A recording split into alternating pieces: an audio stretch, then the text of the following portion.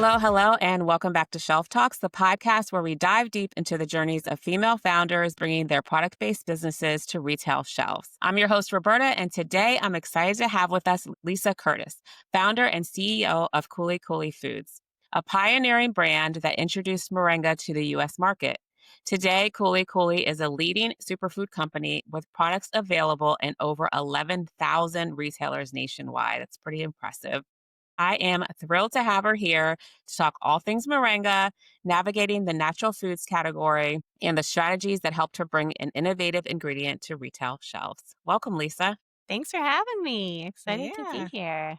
Yeah, I'm excited to have you here and to learn and to hear all about your story. So let's dive in. So, can you talk about what life was like before launching Kuli Kuli? Well, we have to go way back in history Okay. because, believe it or not, I have been running this company full time for 12 years and I started it out of the Peace Corps.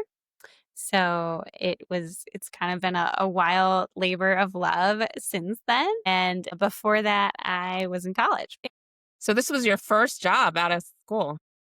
Essentially my first job. Yeah. Wow. Yeah. It's been amazing. So, what was that aha moment that made you decide to start a brand or even think about entrepreneurship?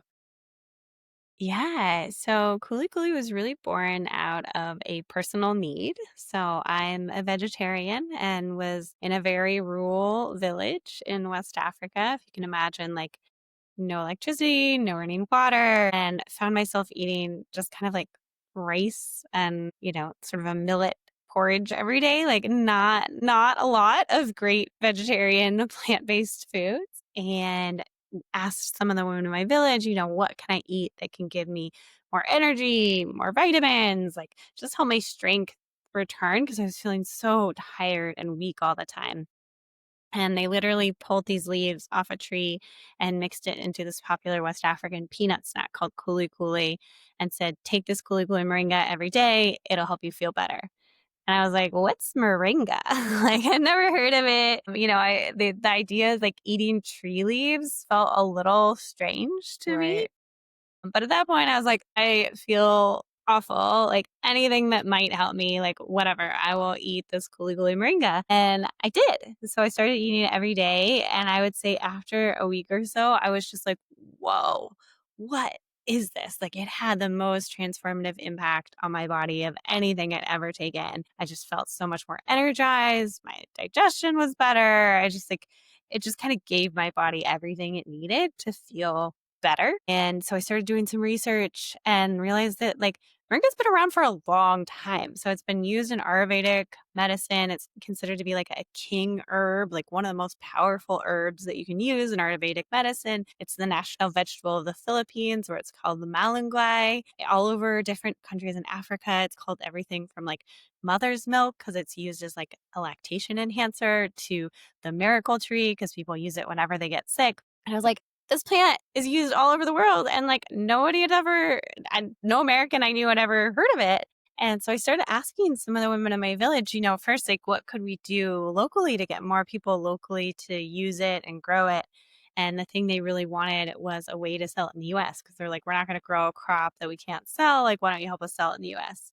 And if you can imagine, I was 22 years old at the time. This is 2010. And I was like, yeah, no problem. Like, I'll bring this, weird plant that nobody's ever heard of to the US. Like, I'll do that.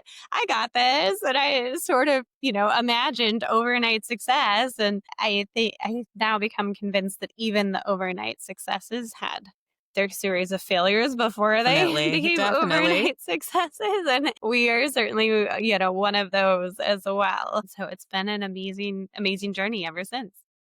Had you thought about being an entrepreneur prior to someone saying, hey, can you take this to the US? I was always starting stuff in college, but it was mostly like I started like, community organizing group. I started like a sustainability thing. I worked a lot with the United Nations Environment Program, like starting sort of like youth climate stuff. And so I was always very interested in like social change and starting things there. But I think it kind of opened my mind to the idea of like using business as a force for good. And I was like, wow, if I could make money and do good, like that would be amazing. And so I think I sort of like fell into being an entrepreneur because of my like passion for Moringa and my desire to create something meaningful together with some of the women I'd been working with in West Africa. So then what were kind of first steps when you came back to the States? Well, first step is I moved into my childhood bedroom with my parents because I had no money. P score is not, not great at making you rich. Definitely doesn't Right. make you rich. Rich in your heart, but not Right. in your Rich with bank account. experience, right? Rich with experience. Absolutely. So then I got a day job. So, when I said Kuli Kuli was sort of my first job, like I did have a job. I worked at a solar finance startup, which was actually feels totally unrelated, but in some ways helped me a ton because when I started, there were 5 people and we grew to like 40 billion. And like, I just got to see a lot of things like change really fast. Like I worked very closely with the founder on fundraising, on hiring, on, everything because there were 5 of us. Right. And so it was almost like I kind of got this like, pseudo MBA while I was working on Kuli Kuli on the side. And so my first step there was like figuring out like how do you import a product from, a rural African village Right. to San Francisco. That was like the big first The challenge. biggest hurdle. It was a big hurdle. It was a big hurdle. And I think, initially I'd wanted to source like directly from my Peace Corps village.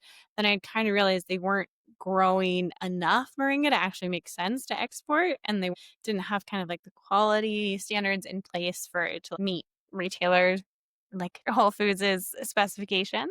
And so what I ended up doing was then trying to find out who is growing moringa at like a slightly higher scale that still has, this sort of like sustainability and ethical supply chain behind it. And found this guy from Ghana who had like started this small moringa business and was like importing small amounts of moringa from Ghana to the US, but like basically had no time to actually run it. And he was like, he's like, I know how to do the like Moringa side. We've got this whole women's cooperative, like, doing amazing work, but we don't have time to do sales and marketing. And I was like, okay, cool. Like we could be the sales and marketing side. Like you guys do the growing and the processing. Like let's do it. And then I figured out how to get it here. And then the big question was like, will anybody actually buy this?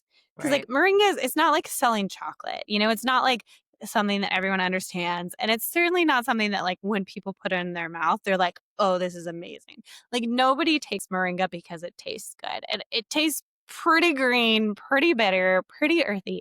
You take it because it like transforms your health. So that is the reason to take it. But if you don't understand it and you don't like, know that it's going to have this transformative impact, like you're probably not going to buy it. And so for me, the big test, like before I quit my day job, I was like, let's just test this idea. I actually did it through farmers markets. So worked my day job and then like nights and weekends made moringa bars, like literally spent all day Saturday in a commercial kitchen making these moringa bars by hand. And Wow. then all day Sunday, not just selling them, but trying to really use it as a tool for consumer research. So every person who came by our little farmers market booth, I like did a shotgun survey of like, male, female, approximate age, like, did they like it? If so, did they buy it? And then we could get a really good sense of like who our target customer was and like what our conversion rate was. And then we took that data to Whole Foods and started to get it to retail. So, just backing up to your experience at farmers markets, how was that in regards to having this new superfood that a lot of US consumers didn't know about? How were you able to educate and sell, especially knowing what you said, where the taste wasn't something that initially was attractive? Yeah. So it was actually an amazingly helpful, like kind of live laboratory because you could like test a bunch of different messages and you could sort of start to see like, okay, this is resonating, this is not resonating. I'm like a Bleeding Heart Peace Corps volunteer. And like, I was like, these bars help women in West Africa. They plant trees. Like, they're amazing. Come by them. And it was so interesting because people would come and talk to me. They were like very curious. Like, what is this plant? What is this mission? What are you doing? And then they would walk away and like not purchase a thing. So I learned really early on that like, nobody goes into their grocery store or their supplement store and say like, what's the most impactful thing on the shelf? They're like, what is the thing that's going to solve this need that I have? And whether that need is for like, I need milk for for my bowl of cereal, or it's like I have like problems with my digestion, or I have issues with inflammation and like I need this like superfood to solve it. That's where we needed to speak to the benefits.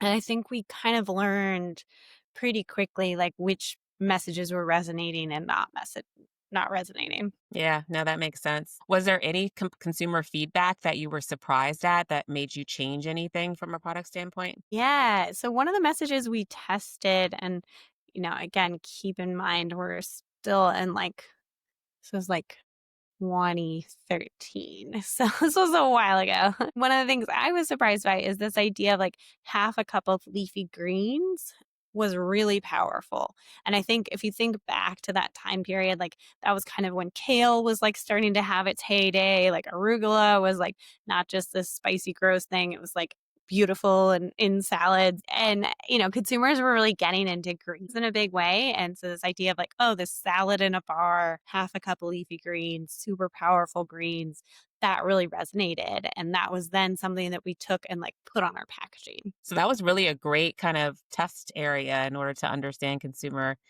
needs, how to speak to them, and then not only that, but how to prepare your packaging so that consumers were actually driven to it and understood it. Yeah, Yeah. exactly. So how long were you doing the farmers markets until you thought about retail stores? Yeah, it was always designed to be kind of a temporary test. So it was a 3-month test with the goal of like, can we sample and survey 500 people? And we did. So we got, got all of these insights. The thing that had like our goal had always been like, okay, then let's go take that data and go to retail.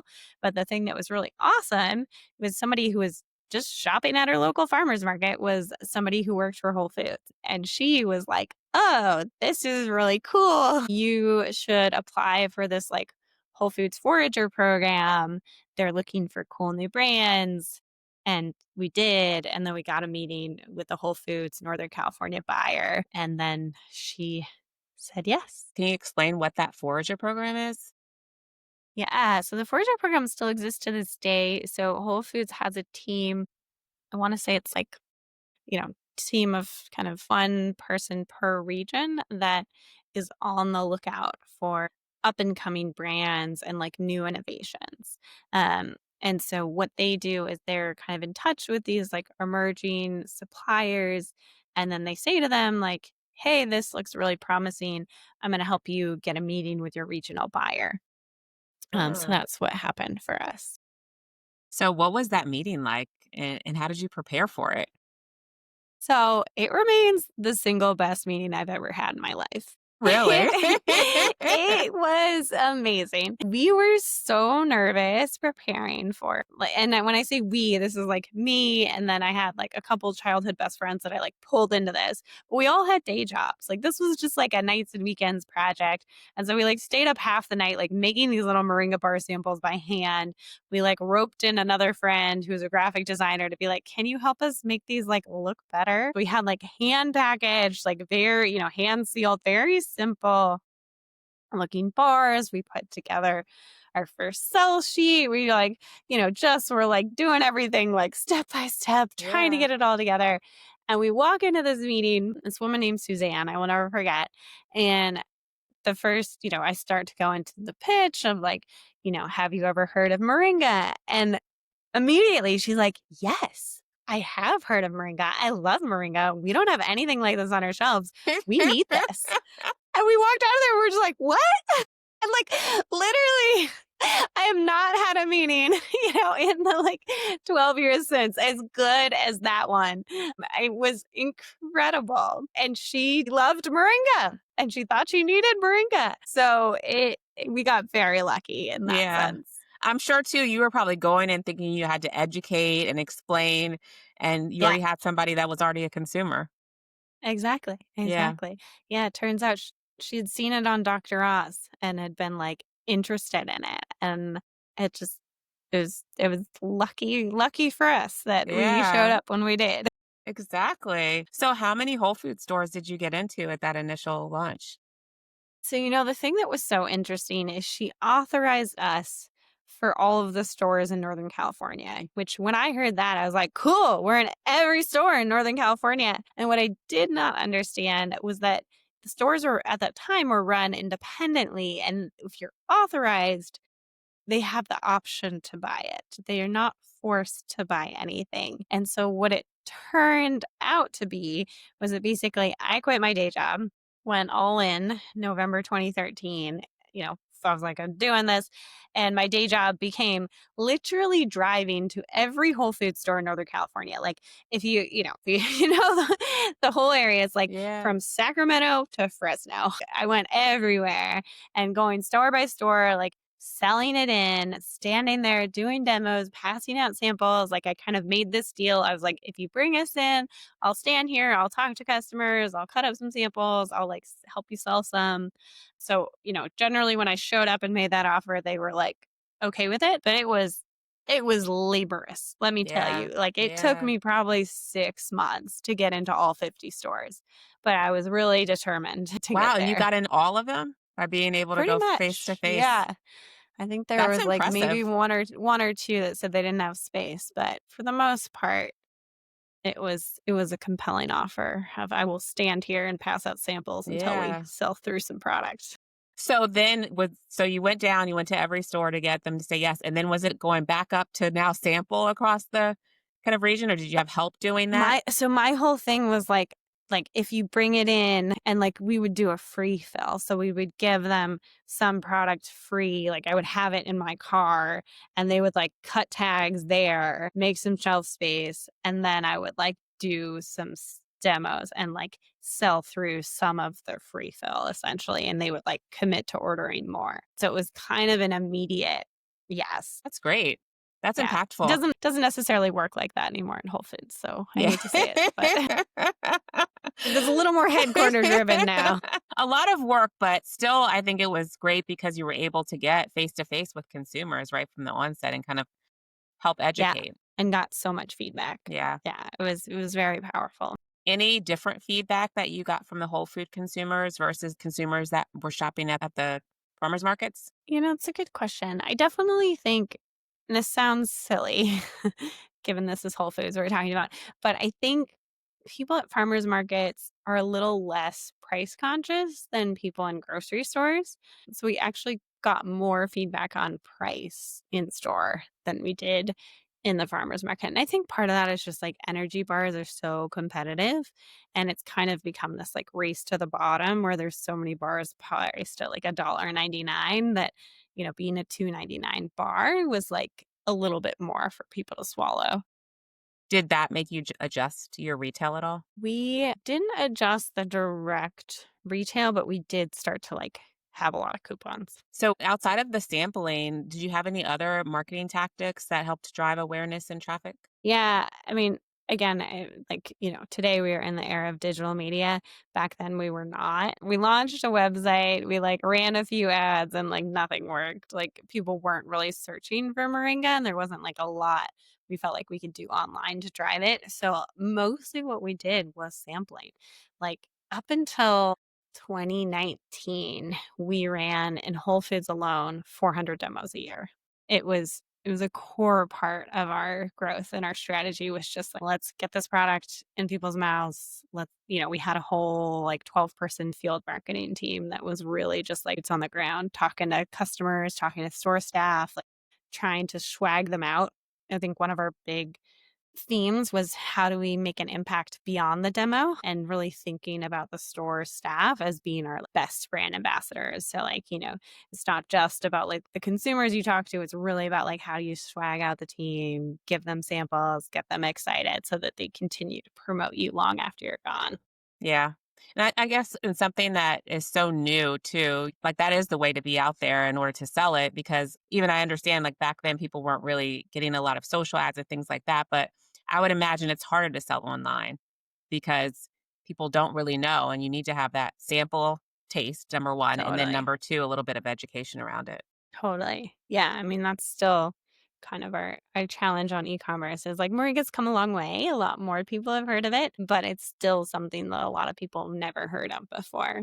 Yeah. So when you were in those 50 stores, how did you ensure inventory and building up to support those stores, especially with product coming from overseas?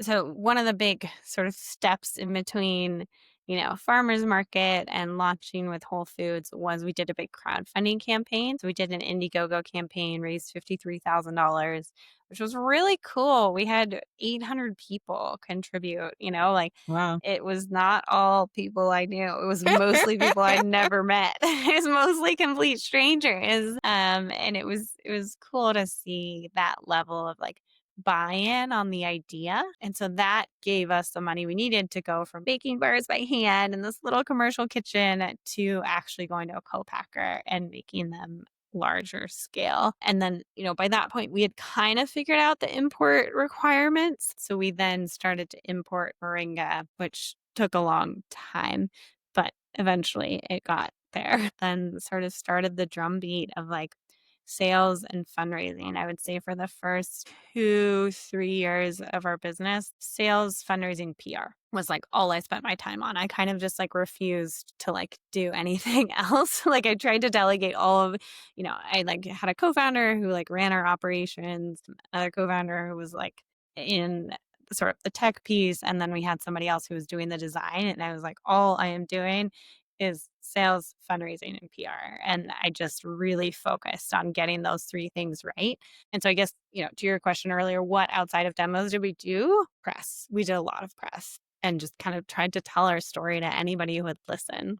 Yeah. Were people open from a press perspective in this new kind of form of energy? Yeah, I think, people are always interested in like something new, something different, something unexpected. And so I think, it's kind of a double-edged sword in that like most people have never heard of Moringa, but that's also like interesting. And Hmm. that made people like want to write about us and want to read about us. So actually, even before I quit my day job, we managed to get on the cover of the San Francisco Chronicle, which was amazing and also like somewhat problematic because my boss at the time was like, "What's going on here?" And I was like, "Yeah, I need to go do this full time." That's funny. So you were saying you were making them at home, and then as you got into Whole Foods, you moved to a co-packer. Was that an easy transition for them to make the product the same way that you were making it at home? It was a transition. I think part of it was us going up there. Like, so there's a co-packer based in Washington State, and we went up there a couple times and really worked with them, like hands on, like, let's really refine this formula together. Let's like make sure we get it right. And it took a little while, but we did ultimately get a product that we were really proud of. And then what about packaging? I know you said initially when you went to Whole Foods you had kind of a Ziploc. How did packaging come about? And how did you kind of Yeah. land on where it is today? Oh my gosh, we have changed packaging so many times. I can't even tell you. I feel like we change packaging every 2 years, which we're trying to not do anymore. We just did a big rebrand last year. And our commitment was like, this has to last 5 years. Like, we cannot do more changes. So yeah. So the Moringa bars that we launched, I brought in kind of a friend. She was a graphic designer. She like worked with us part-time for equity and like designed some really beautiful packaging. And then as we continued to get feedback, from all these demos, you get a lot of feedback. We started to change and refine the packaging a bit more. To more to what consumers were kind of initially drawn to or Yeah. yeah. Yeah, I think, we've always had some themes in our packaging. Like we wanted to reflect some of the like vibrancy of the communities that we source from. So we've always had like bright colors and like, kind of like zigzag patterns and stuff. And then we've always wanted to also really have like kind of green and speak to this like Moringa's green and earthy and, good for you. Yeah. So you were in Whole Foods. What made you think about going to another retailer and what was that retailer? Yeah. So we were just in Whole Foods for probably the first year. And then we went to Expo West and we met a bunch of buyers. And the buyer, of all the buyers, the one who got most excited about us was Kroger for their Interesting. Fred Meyer's division. So they ended up bringing us into for all the Fred Meyers. And that kind of launched the Northwest for us. And the way I thought about it was like, let's do this region by region and let's like really try to focus in on each region and like go deep in each region before we go too wide. So, when we were in Whole Foods, Northern California, we were like very much trying to get into all the smaller natural food stores across Northern California. And we hired on a broker to do that. And then when we got into Fred Meyer's in the Pacific Northwest, we also brought in Whole Foods Pacific Northwest. And again, like went to PCC, went to like kind of everyone there. And then we went to Southern California. Then we went to the Midwest. And then, 2016. So we launched on the market 2014. 2016, we had this wild opportunity with Whole Foods to launch nationwide. And this opportunity actually came about because of a partnership that we put together with the Clinton Foundation, with Jose Andres, and with Timberland to help reforest Haiti through moringa trees. And Whole Foods and sort of the thing that we had said was like, we're sourcing this moringa for our bars from West Africa. We don't want to really change that. But like, why don't we develop a new product that will like specifically help reforest Haiti made with Haitian moringa? And Whole Foods thought that was so cool. And they agreed to launch it nationwide. So we developed these wellness shots. And so these like green wellness shots with Whole Foods, with Moringa made from Haiti. And then they launched that. And then they ended up launching our Moringa powder, which we sort of like tested online and it blew up. So they launched 4 SKUs nationwide, which was a Wow. big step up for us. Yeah. So your assortment grew pretty drastically there. It did. It did. Yeah. Yeah. We went from, 3 SKUs, our bars in 2014 to 2015. We launched our Moringa powder. So we had 4.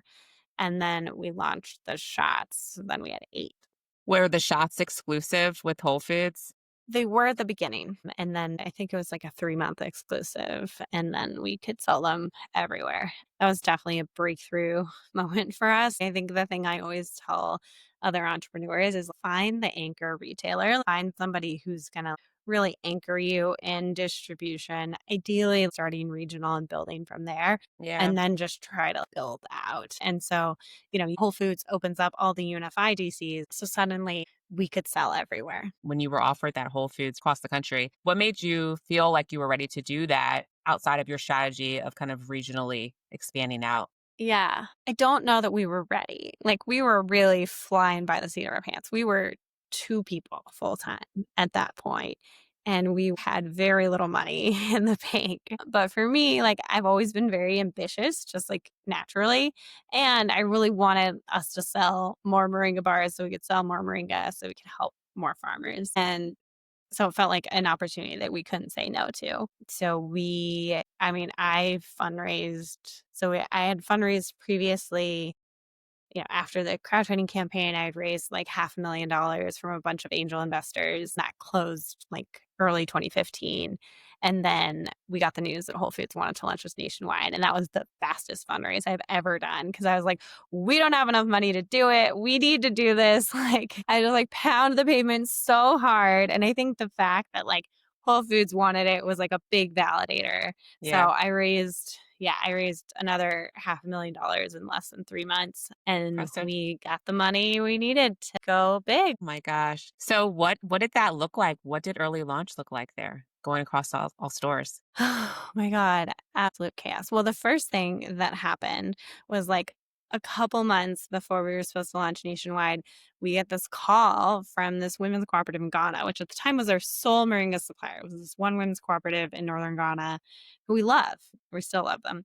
And they said that their entire Moringa field had burned down due to a wildfire.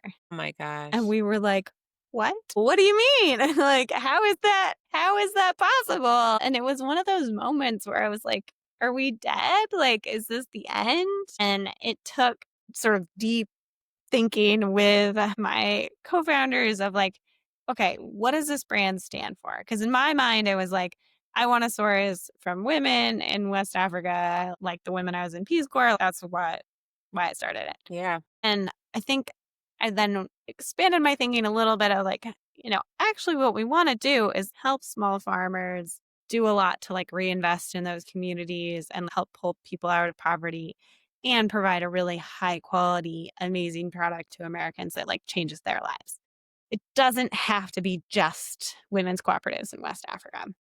And so we found this like amazing family farm in Nicaragua who was growing a lot of moringa, just like happened to have some on hand, was able to supply us so fast. And we made the launch, but we were late at this launch. It was not good. Whole Foods was not happy. So I just remember going back and forth with the buyer, being like, "It's coming. I promise the product's coming." But we made it. We made it. We made it eventually. And we've had a great relationship with Whole Foods ever since, but it was That is so wild. stressful. I can't even imagine. It was so stressful. There's been Were a you lot of like moments where I'm just like, are we dead? Like I don't know if we can do this anymore. I guess too, when you have a product that's like naturally grown from the earth, you can have some challenges in regards to Yeah. being able to deliver.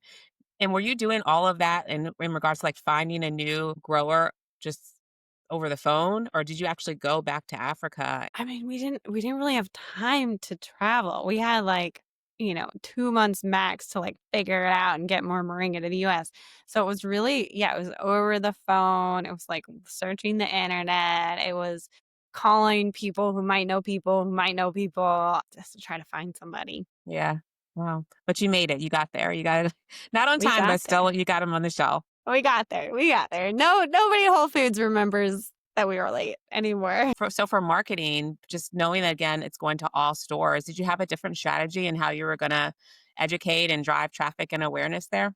So that's really where we decided that, hey, the thing that worked in Northern California, let's just scale it.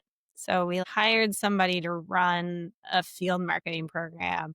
And she then hired, I think we were up to 12 part-time field marketers in different cities across the country. And we had 5 city strategy where we were really like, these are the 5 cities that we need to be successful in. And so all of our field marketing, all of product donations, all of our events, all of our PR, we really focused on those 5 key cities, even though we were really wide, trying to go deep on a couple of places. Yeah. Were those 5 cities based on the 5 cities of strong performance for Whole Foods, or just where you thought your consumer was most, It was a little bit of both. It was a little bit of where are some cities where there's a high concentration of Whole Foods stores. And then there were some places like Miami was one of the cities we chose because we saw pretty early on that a lot of people in Florida knew about Moringa. I think there was a combination of Moringa actually grows in Florida because it's basically a, tropical state. And there's a lot of immigrants with ties to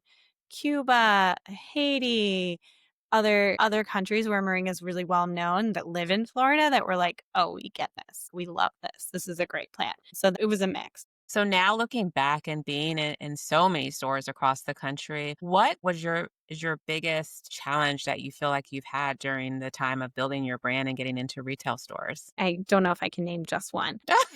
I think I think we've had so many challenges, so many opportunities, but also so many challenges. I think, initially supply chain was a huge challenge for us, like sourcing from small farmers in rural parts of Yeah. Africa, getting that to meet our quality standards, getting it to be consistent, getting having unforeseen events like, the fire, political instability, literally locusts. We've had everything you can think of going wrong in a supply chain happen within our supply chain. It's been incredibly unstable. And so we've had to really have a dispersed supply chain where we Mhm. source from 7 different countries.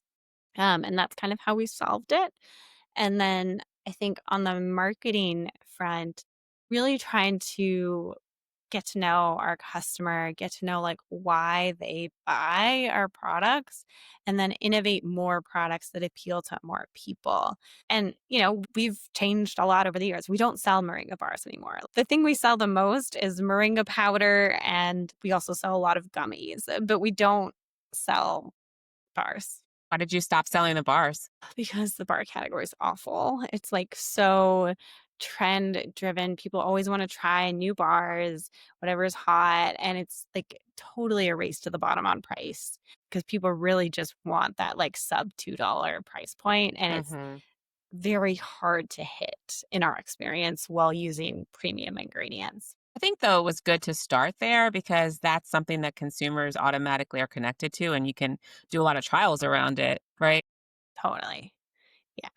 Although we do joke, we're like, we became a bar company because we wanted to lose money.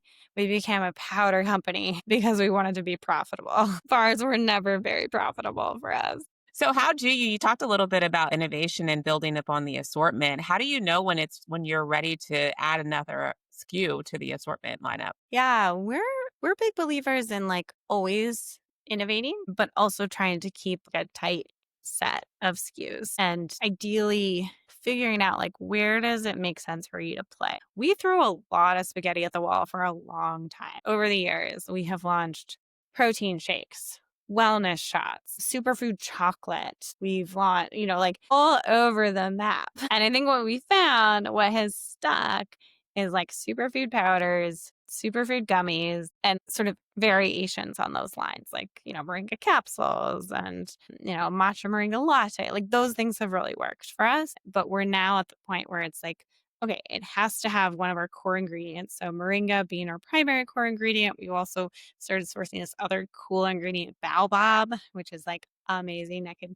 go on my soapbox about that if you want. And then we try to have like a couple of different form factors of like, for the smoothie makers, we've got our powders for people who just want something easy, got like gummies and capsules. And with that assortment and the retailers, kind of varied retailers across the country, how do you manage all of them and making sure that you're able to drive traffic and awareness to all of them? Yeah. So we try to have a staggered promotional system where we are promoting different retailers at different times and promoting them on our social, promoting them on our email. And I think it mostly makes sense to do that when we're on promo in store. And so we do a lot of in-store promoting and then we try to amplify it digitally. Where do you see the functional foods and superfoods category headed in the next 5 years? So it's a really interesting time in the superfoods category. I think if you think about like superfood category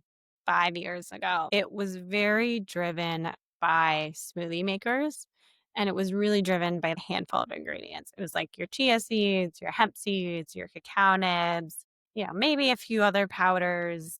People who make smoothies who just like add in a bunch of different things. But mostly people were buying those ingredients separately.